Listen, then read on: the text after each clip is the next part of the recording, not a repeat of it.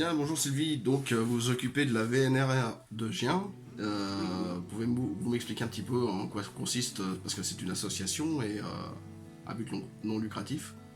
Alors effectivement, Valorisons nos ressources est une association loi 1901 à but non lucratif, mais dont l'objectif est de créer des structures d'insertion par l'activité économique, c'est-à-dire pour permettre à des gens très éloignés de l'emploi de trouver une structure dans laquelle ils puissent réapprendre les actes qui peuvent sembler très simples pour certains, mais plus compliqués pour d'autres. Et effectivement, alors soit acquérir, soit réacquérir pour des gens qui ont été victimes d'accidents de la vie, comme on dit, et qui ont besoin d'un temps de réadaptation ou d'adaptation pour être concurrentiels sur le marché du travail. D'accord. Et pour cet objectif, pour ce but, il faut trouver une activité support. Et l'activité support que Valorisons nos ressources a choisi, c'est de gérer une ressourcerie-recyclerie.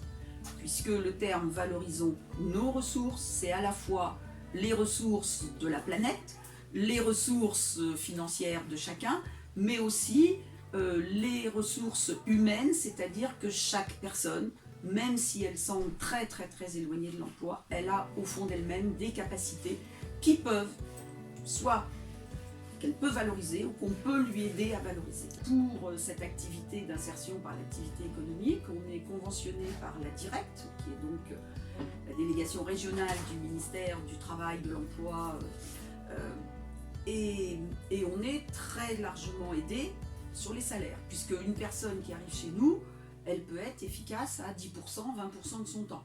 D'accord ? Mais l'objectif, c'est qu'au bout de 2 ans maximum qu'elle a passé chez nous, elle ait acquis à la fois de la motivation, mais à la fois des compétences, qu'elle ait suivi une formation, ou qu'elle parte vers une formation, ou bien qu'elle ait choisi de développer des compétences qu'elle avait au fond d'elle-même, mais qu'elle ne connaissait pas forcément.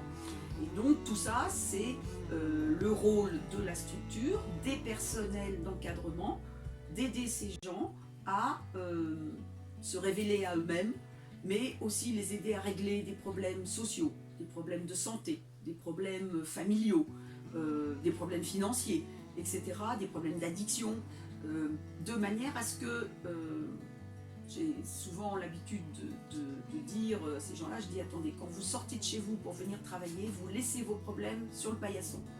Et quand vous rentrez le soir chez vous, vous avez vos problèmes. Mais dans la journée, vous avez renouvelé votre esprit, vous avez renouvelé votre pensée et vous avez acquis quelque chose qui peut vous servir, y compris pour résoudre vos problèmes. Ok. Et comment est née cette idée justement de valoriser d'un côté les produits et la réinsertion?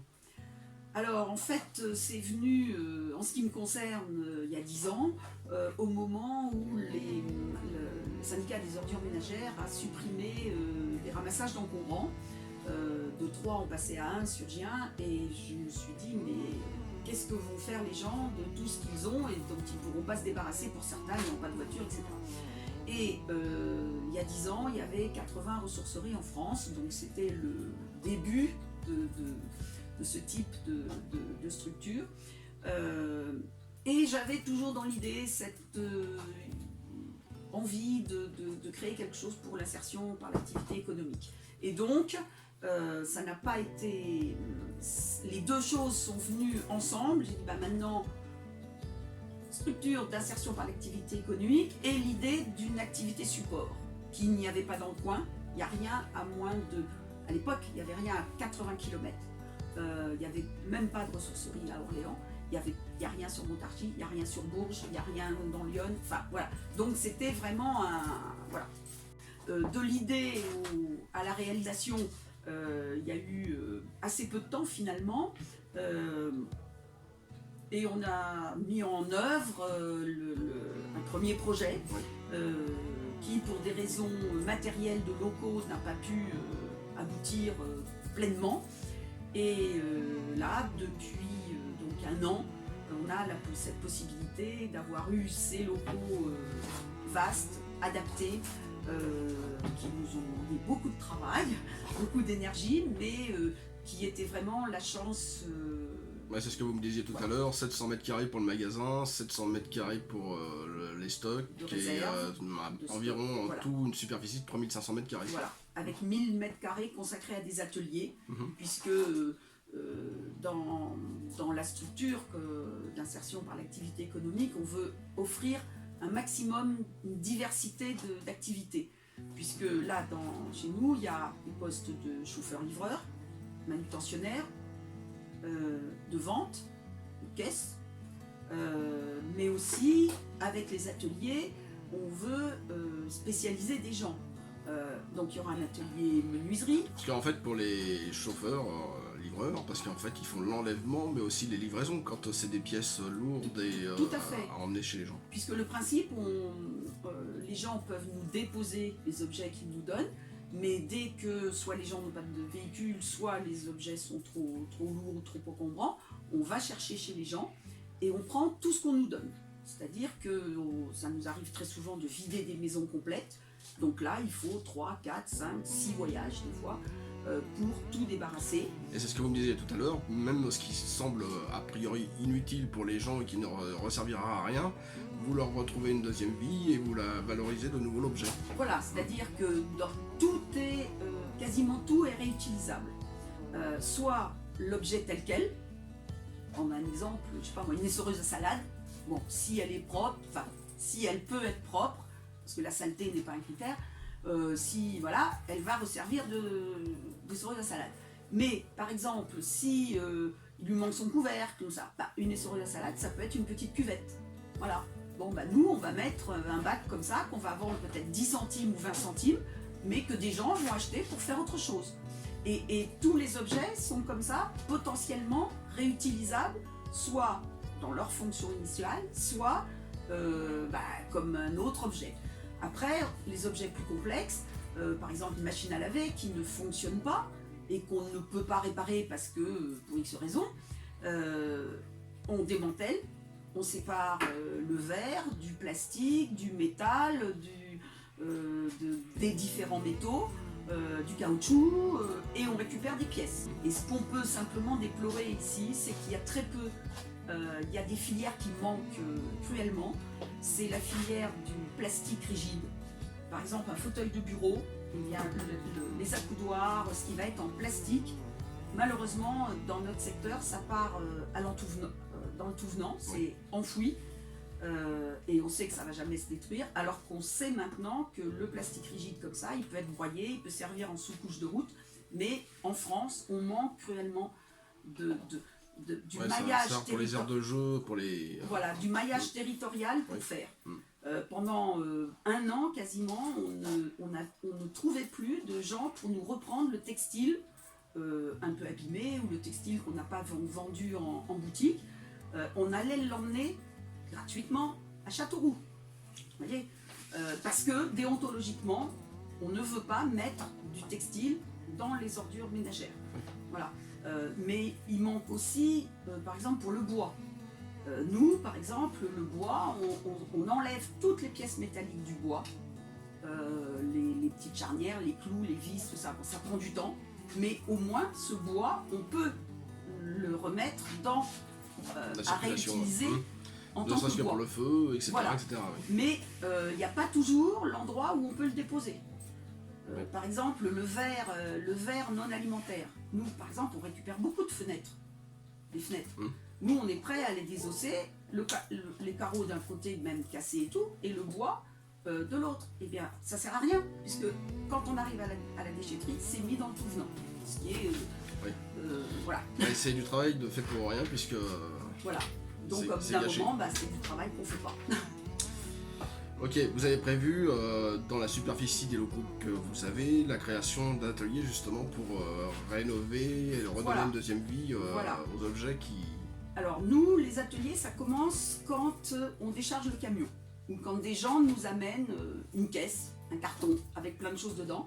Il y a déjà un premier atelier de tri, parce que mine de rien, comme derrière il faut stocker, comme derrière il faut ranger, il faut orienter les choses. Donc le tri et l'orientation des objets, c'est un premier atelier qui a toute son importance parce qu'il y a des choses qui sont en bon état, qui peuvent être tout de suite mises dans la boutique ou en réserve pour la boutique, des objets qui vont avoir besoin d'une intervention d'atelier, ou bien des objets qui vont être orientés vers la brocante, puisque c'est des objets qui sont dans des matériaux plus nobles et qui vont permettre de financer l'activité solidaire.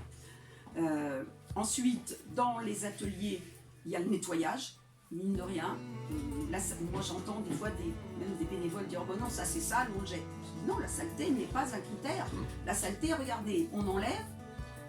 Oh bah oui. Il suffit de bien dégraisser et après c'est pratiquement tout neuf. Voilà, donc on sensibilise aussi les gens qui sont chez nous à ne pas jeter parce que c'est sale ou ne pas jeter parce qu'il y a un petit truc comme ça, voilà, par exemple, on s'est équipé pour refaire les fermetures éclairs. En plus maintenant avec internet quand même on trouve beaucoup de possibilités. Et donc on remet dans le circuit des tas de choses qui se répartissent aux déchets. Voilà.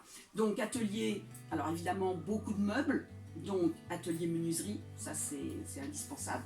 Mais on a des gens qui viennent nous chercher des poignées. Vous avez tout le matériel pour le ponçage, vous avez besoin voilà, qu'on des vous choses apporte... comme ça, voilà. Souvent quand on récupère, quand on vit d'une maison, les gens, le grand-père ou l'oncle, il avait un petit atelier, on trouve des vis, on trouve des choses, c'est pareil, ça, il faut les ranger, il faut les classer pour pouvoir les remettre à disposition, soit des ateliers, soit des clients. Et donc tout ça, c'est un atelier. On fera aussi un atelier peinture, puisque en plus la mode est beaucoup à la customisation aujourd'hui. Donc comment traiter les différentes qualités de matériaux, le métal, comment on peint le métal, du plastique, refont les vieux meubles avec une peinture justement adaptée pour donner l'apparence de l'ancien. Et on a un peu dans l'idée de faire un atelier justement de customisation qui pourrait être ouvert par exemple le week-end à des gens qui viendraient s'exercer. Des petits stages pour montrer aux gens comment on fait, ou bien des gens qui sont en appartement et qui ne peuvent pas poncer sans mettre de la poussière partout, et bien qui pourraient venir le faire ici avec le conseil d'autres gens. Voilà. Donc peinture, menuiserie, informatique. L'informatique, c'est une source de récupération de matériaux assez importante. On peut reconditionner des ordinateurs en les démontant, on récupère des pièces, on refait sur d'autres, etc. Et ça nous permet par exemple de mettre en boutique des ordinateurs. Dans les ordinateurs, il y a des matières rares, je crois, qui sont... Oui, voilà. Alors en plus, ça après, ça c'est vraiment un métier derrière, donc on refournit à d'autres ressourceries spécialisées les cartes mères, c'est dans les ordinateurs. Mais nous, on revend par exemple un ordinateur, unité centrale, écran, clavier, souris, équipé des logiciels de base et d'accès à Internet pour une centaine d'euros. Ça permet à des familles qui n'ont pas accès de pouvoir y accéder. Justement, avec le confinement, c'est une bonne chose, parce que la plupart devaient faire leur devoir à la maison et n'avaient pas forcément de matériel. Voilà, exactement. Donc vraiment, l'idée c'est donc atelier informatique, atelier peinture, atelier mécanique. Par exemple, lorsqu'on récupère des tondeuses, des appareils mécaniques, eh bien, c'est bien que les gens sachent qu'on peut les remettre en état, on peut pareil les démanteler, récupérer des pièces et tout. Et voilà, ça fait partie des ateliers qu'on veut mettre en place. Électronique, parce que de plus en plus, je pense que le métier de réparateur, ça va revenir au bout du jour, parce que quand même, l'obsolescence, tout le monde lutte un peu contre ça, et se rendre compte qu'une vieille machine à laver, elle est plus facilement réparable qu'une machine à laver moderne, avec plein d'électronique et des choses comme ça. Donc, clignote comme un sapin de Noël. Voilà, c'est le cas par exemple du micro-ondes. Les micro-ondes, en règle générale, la dernière génération, quand on les récupère, ils ont un problème et on ne peut rien en faire. Par contre, les tout premiers micro-ondes, on arrive à les réparer. Voilà. Quelle participation peuvent apporter les gens qui veulent vous aider? Des dons, bénévolat, etc., etc. Alors, il y a plusieurs manières de nous aider. Effectivement, au lieu de jeter, de nous donner des objets. Mais ça, c'est quelque chose qui est quand même bien... Je dirais qu'on ne manque pas de matériel. Bon, bien évidemment, on encourage les gens à continuer à nous en donner. Mais je veux dire que voilà, on a très régulièrement des maisons complètes à vider, des gens qui viennent apporter, etc. Bon. Donc ça, c'est évidemment les dons, puisque c'est la matière première avec laquelle on travaille.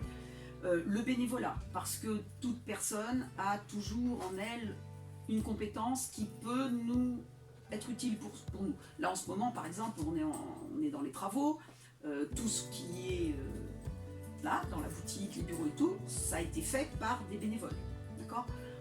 Donc une personne jeune retraitée qui s'y connaît un peu en électricité, qui s'y connaît je sais pas moi, en maçonnerie, en peinture, voilà, enfin il y a plein de choses qui peuvent, dont on a besoin de manière ponctuelle là, mais par la suite aussi, parce qu'un bâtiment comme ça, il y aura toujours des petits aménagements à faire, des choses, voilà. Mais aussi pour conduire le camion, quand par exemple le chauffeur est en congé, voilà, il faut quelqu'un. Pour mettre, par exemple, ce matin on vidait une maison, et bien on est parti à 4 personnes pour vider les placards. Parce que il faut bien repréciser que vous prenez tout ce qu'il y a à prendre dans la maison, pas comme d'autres associations qui font une sélection. Sélectionne. Nous on prend tout. Et donc là, la maison dans laquelle on arrivait ce matin, il y avait encore la vaisselle dans les placards de cuisine, la vaisselle dans le buffet de salle à manger, les livres, les bibelots, etc. Donc plutôt que de tout ramener ici en vrac et de trier, quand c'est comme ça, on emmène l'équipe de tri sur place, comme ça on fait des cartons de belle vaisselle, des cartons de vaisselle quotidienne, les livres. Ça permet de ranger directement en arrivant ici, et puis d'éviter de laisser traîner à droite à gauche. À l'arrivée, pareil pour les vêtements, pour le linge, etc. Donc c'est pratique aussi. Donc ça, par exemple, voilà, il faut simplement savoir regarder qu'un drap, il est en bon état, et que s'il est en bon état, on le réutilise comme un drap mis en boutique. Si par contre il est un peu déchiré, il faut faire du chiffon, ou faire, comme au moment du confinement, des masques, parce que pendant le premier confinement, on a retrié des sacs qui étaient pour le recyclage pour ressortir du tissu pour faire des masques. Donc voilà. Donc après, des savoirs un petit peu plus techniques. Par exemple, on a une dame qui nous révise les machines à coudre. Donc on lui emmène 3 machines à coudre chez elle, c'est une dame un peu âgée. On lui emmène 3 machines à coudre chez elle, elle les bricole à son rythme, à son temps, machin. Quand elle a fini, elle nous appelle et on ramène les machines à coudre. Donc il y a plein de manières. Après, effectivement, les dons financiers, parce que mine de rien, même si on fait beaucoup de choses par nous-mêmes, il faut quand même acheter. On a des entreprises qui nous ont donné du matériel. Par exemple, du matériel, de la peinture, un peu d'isolant, un peu du carrelage, du parquet. Ça permet de rénover les locaux. Ça nous a permis de rénover sans avoir trop acheté. Mais il y a toujours acheté. Alors après, on a des soutiens financiers d'autres associations bienfaitrices, le Rotary, le Lions Club.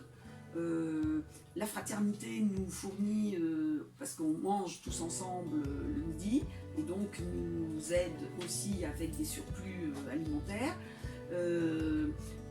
Donc des entreprises qui nous ont donné du matériel. On a récupéré des fonds de stock d'entreprises qui arrêtaient leurs activités pour l'aménagement du magasin, pour des meubles de cuisine. Là en ce moment, on est en train d'aménager des cuisines, ce qui n'était pas du tout notre vocation, mais on a récupéré quasiment un sbire-morgue de meubles de cuisine tout neufs. Donc il suffit de les assembler, de bricoler. Alors on va faire un petit lifting même une fois monté sur place. Voilà, de les adapter pour voilà. Et donc c'est quelque chose. Voilà.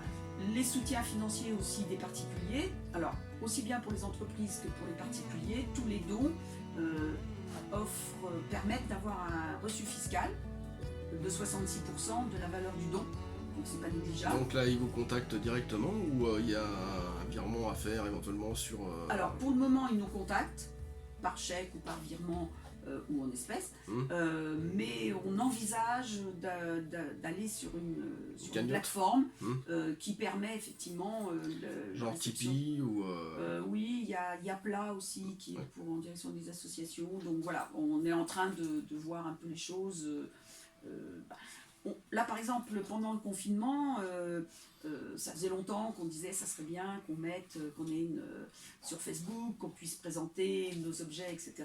Donc au début du confinement, on a dit, bah, allez, c'est l'occasion, le click and collect, on va le proposer aussi. Et on a proposé effectivement des meubles que les gens voient sur leur téléphone, et puis ils nous appellent pour avoir des renseignements, ou bien ils viennent le voir. Alors on n'expédie pas, hein, mais les gens viennent chercher, et puis du coup, ils viennent... ça sera un travail encore supplémentaire à effectuer, et puis des frais supplémentaires aussi, puisque les frais d'envoi, c'est gratuit. Voilà. Et puis, bon, pour les meubles, c'est quand même...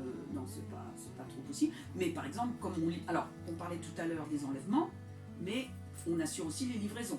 C'est-à-dire que les gens qui viennent acheter des meubles, on leur livre, on leur installe, voilà, pour une somme très modique, parce que c'est 10 € sur J1, et puis ça augmente, mais bon, c'est jamais des sommes astronomiques. Et donc, on préfère monter un meuble chez quelqu'un, plutôt que ce soit les gens qui le montent, qui ne sachent pas bien le faire, qui l'abîment, qui après ne soient pas contents, etc. Donc, qui viennent vous voir en disant il manquait une pièce. Voilà, alors qu'ils n'ont pas su le monter correctement. Oui. Nous, on a quand même bien l'habitude depuis qu'on le fait. Voilà. Ok. Vous avez prévu, j'ai vu, de participer aux fêtes des associations, des brocantes et d'autres événements. Voilà, alors en fait, on participe, pas cette année parce qu'il n'y en a pas eu, mais depuis l'origine, on participe à toutes les activités municipales déjà, parce qu'on estime qu'on est une association, qu'on est implanté sur J1, et donc voilà, c'est normal. On fait aussi des vides-greniers, des salons de brocante, d'antiquité, on fait le salon des cartes postales et des vieux papiers à Sully-sur-Loire, enfin, voilà. On fait les salons vintage. Bon, déjà, des disques vinyles aussi peut-être. Voilà, déjà ça nous rapporte un petit peu, ça nous permet de vendre des choses qu'on ne va pas vendre en boutique solidaire, par exemple des vieux actes notariés, enfin voilà, faut être dans un salon spécialisé. Puis ça brasse davantage de gens qui et puis on se pas fait connaître, boutique, on distribue notre petit flyer, et en général après chaque salon comme ça, on a des gens qui viennent nous donner des choses, ou bien qui viennent acheter des choses. On a des gens qui viennent nous voir 1 ou 2 fois par an au moment où ils passent dans le coin en traversant la France, quoi. Oui. Voilà. Donc, c'est un peu le but de se rechercher de la chaîne, effectivement, par exemple des nomades qui passent à travers les régions, qui découvrent les produits de la région et voilà. Ce que les artisans font également, quoi. Voilà, tout à fait. Les associations et, voilà. Et tout ce petit monde-là. Et ce qu'on veut aussi, c'est que on a aussi des objets des fois régionaux qu'on va pas, par exemple, je sais pas, quelque chose qu'on va pas vendre ici, et que quelqu'un qui passe, qui dit ah bah tiens ça, je connaissais ça chez moi, bah tiens je l'achète, quoi. Enfin voilà, c'est tout. On essaye de se diversifier au maximum pour être le plus présent dans la vie locale, le plus présent pour être à la disposition des clients et des donateurs, et puis aussi pour la diversité de ce qu'on peut proposer aux gens à faire, parce que alors on a aussi on a des bénévoles, mais on a aussi beaucoup de stagiaires.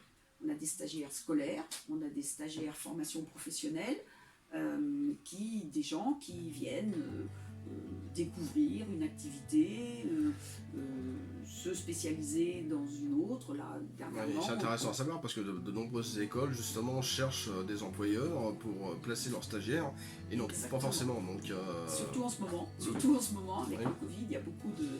Et là par exemple, on avait commencé des élèves de terminale en section, alors ça s'appelle ARCU, accueil, relations, clients, usagers. En plein milieu du Covid. Donc ils sont arrivés, pas d'accueil, pas de clients à accueillir. Bon, eh bien ils ont découvert que l'accueil d'un client, ça commençait par la réception des objets, le nettoyage, la mise en rayon. Alors c'est sûr que la première semaine, ils ont eu l'impression, ils ont dit mais on ne fait pas d'accueil. Alors on leur, aussi bien les professeurs que nous, on leur a expliqué comment voulez-vous faire de l'accueil, puisque les commerces ne sont pas ouverts, on ne peut pas vous inventer des clients. Et puis donc, alors, ils étaient un peu... C'est vrai qu'à partir du moment où c'est bien mis en rayon, c'est une autre façon d'accueillir les gens, de façon à ce que les produits soient valorisés et qu'on leur mette pas les choses en vrac. Et, voilà. Et là, par exemple, avant le confinement, la boutique était sur 350 mètres carrés, et pendant le confinement, on l'a passée à 700 mètres carrés. Donc on a eu à tout chambouler, donc c'est sûr que ça leur semblait tout ça. Et quand ils ont vu les premiers clients arriver le 28, la satisfaction des gens qui ont dit oh là là, mais c'est plus grand, c'est bien présenté, c'est propre, c'est tout ça. Ils se sont rendus compte là, ils ont eu vraiment la concrétisation que l'accueil, c'était pas seulement dire bonjour aux gens et les accueillir, c'était préparer le cadre d'accueil. Et là, bon, ils finissent leur 5e semaine, là on en est à l'évaluation, et effectivement tous ont découvert que l'accueil, c'était pas que d'accueillir des clients, que c'était de préparer, que c'est aussi... C'est tout un ensemble. L'accueil téléphonique, que c'est... on les a fait travailler sur des affichettes de prix, et que voilà, les affichettes de prix, ça fait partie de l'accueil, etc., etc. Donc on accueille beaucoup de stagiaires au cours de l'année. Ça nous prend un petit peu de temps, parce qu'on estime que voilà, c'est pas seulement des gens qui viennent nous rendre service. Nous aussi, on est là pour leur expliquer certaines choses, mais c'est toujours enrichissant. C'est toujours enrichissant. Et d'ailleurs, l'un et l'autre apprennent... l'aménagement de la boutique telle qu'elle est là, on l'avait travaillé il y a 1 an avec 2 autres élèves de terminale, même section. Alors là, c'était le gros chantier, c'était des détritus partout. On les avait amenés pour qu'ils voient les locaux, pour qu'ils travaillent en théorie sur l'aménagement du local. Combien est-ce qu'il fallait de rayonnage, combien est-ce qu'il fallait de portants, comment disposer les choses, les circulations de sécurité et tout. Et on a fait l'aménagement un petit peu tel qu'on l'avait prévu avec eux l'année dernière. Ça avait commencé déjà l'année dernière pour se finir cette année. Voilà. Pour le moment, il n'y a pas de site internet, ça fait partie des projets. Hein. On avait une page Facebook, mais qui était plus sur la vie de l'association. Et là, on vient de créer un compte pour la boutique, qui s'appelle VNR La Bosserie J1. Donc c'est vraiment pour le fonctionnement de la boutique, c'est-à-dire donner, par exemple là, on a beaucoup communiqué sur le fait qu'on était ouvert le dimanche, parce que d'habitude on ne l'est pas, qu'on permettait aux gens de se faire des petits cadeaux pas chers, se faire plaisir sans se Et ruiner. d'ailleurs, puisqu'on parle des heures d'ouverture, entre les heures d'ouverture et les heures où les gens peuvent apporter des objets... Alors ce sont les mêmes. Ce sont les mêmes. Ce sont les mêmes, parce qu'on s'est rendu compte très vite que quand les gens viennent apporter, ils sont curieux de voir la boutique. Et donc, comme les matinées sont réservées à justement la mise en rayon, le réassortiment, etc., le matin, on ne prend pas de dépôt. Les dépôts, comme l'ouverture de la boutique, c'est 14-18 heures, tous les après-midi, et le samedi matin, 10h, midi et demi en temps ordinaire, et en ce moment, le dimanche en plus. D'accord. Et peut-être que le dimanche, on ouvrira... Les samedis, vous n'êtes pas ouvert l'après-midi? Si. Tous les après-midi. 10h midi, et après 14h, 18h. D'accord. Voilà. Et le dimanche, donc les mêmes horaires du samedi. Et par la suite, peut-être qu'on fera des week-ends à thème ou des choses comme ça. Après, ça dépend aussi des forces qu'on a, du nombre de bénévoles, parce que mine de rien, au moment d'ouvrir le dimanche, tout le monde était d'accord, et puis on se retrouve pas très nombreux. Bon, voilà. Mais ce qui est aussi curieux dans les bénévoles, c'est qu'on a des gens qui commencent à être clients, et puis qui, au bout de quelques temps, viennent nous donner un coup de main en tant que bénévoole. Donc ça, c'est aussi parce qu'ils s'intéressent justement à la vie de l'association. Voilà. Ils adhèrent vraiment pleinement au projet. Donc ça, c'est agréable. C'est agréable. Ouais. Et, Et puis alors donc le compte, la page Facebook, le compte Facebook, le numéro de téléphone évidemment, une adresse mail, le contact valorisation de ressources. Et puis on espère prochainement, alors là les jeunes stagiaires ont envie de travailler sur un blog. Donc comme ils reviennent au mois de février, peut-être que sortira un blog. Et puis peut-être un... Surtout qu'il y a des blogs gratuits, il y en a d'autres comme WordPress où il y a pas mal de choses. Oui. Et où je crois que la base est gratuite et après, suivant ce qu'on souhaite, ça monte. Voilà, donc voilà, je pense qu'il y a encore plein de choses à développer Et puis, bon, on a plein d'idées, hein, par exemple, ça fait longtemps qu'on y pense, de faire une outil tech. C'est-à-dire que pour que les gens apprennent à bricoler, eh bien, prêter des outils, mais uniquement s'ils sont venus pendant 2 heures apprendre à se servir de l'outil. De manière à ce qu'il n'y ait pas d'accident, que les outils soient bien traités et tout. Bon, ça, par exemple, c'est quelque chose qui... Voilà, c'est un petit peu comme les stages, c'est un petit peu comme les stages de customisation ou de choses comme ça. Voilà, on a un certain nombre de petites idées d'ateliers qu'on aimerait bien voir se développer. D'ailleurs, dans les ateliers, on va garder 2 ateliers non affectés pour aussi accueillir en résidence des gens qui ont une spécialité, par exemple les gens qui font des meubles en carton. Voilà, pour qu'ils puissent venir en réaliser. Qui se développe aussi de plus en plus dans le recyclage. Voilà, par exemple des gens qui font, je sais pas moi, des sacs à main avec des bandes magnétiques. Enfin voilà, il y a plein, maintenant on voit bien sur Internet. Il y a les maisons en carton aussi maintenant. Voilà, donc il y a plein de possibilités de faire connaître des démarches qui sont toutes dans le même sens, c'est-à-dire protéger notre planète. Pour l'avenir, sauvegarder les matières premières et réutiliser ce qui a déjà été... Et sortir un petit peu de la société de surconsommation dans laquelle on est tombé depuis des décennies. Tout à fait. Et d'ailleurs, je reviens toujours sur notre petite équipe de jeunes, là, ils ont été surpris du nombre de personnes qui venaient justement acheter chez nous. Alors, parce que c'est pas cher, mais aussi parce qu'ils sont dans cette démarche. Il y a des gens qui ont des moyens, mais qui viennent parce que c'est leur déontologie de se dire pourquoi aller acheter quelque chose de neuf alors qu'il y a quelque chose là qui est en bon état, dont je peux encore me servir. Exactement. Voilà. Ok, très bien, je crois qu'on a fini. À moins que vous ayez quelque chose à rajouter, et puis que... Eh ben, remercier des initiatives comme la vôtre, parce que plus on va faire connaître ce type de démarche, plus il y aura de gens et de structures comme la nôtre qui peuvent se multiplier un petit peu partout, parce que c'est quand même le local qui... voilà, on ne peut pas intervenir sur des grandes distances, donc il faut multiplier les... Quoique, comme vous le disiez tout à l'heure, effectivement, les gens qui sont de passage ici, peuvent toujours acheter, et puis... Et puis ils nous donnent des idées aussi, parce que, moi, dans ma région, la ressourcerie, elle fait telle chose, ah bah oui, tiens, c'est une bonne idée, on peut faire aussi. C'est vraiment un réseau. Très bien, écoutez, je vous remercie. Voilà. Et à bientôt. Merci beaucoup, à bientôt.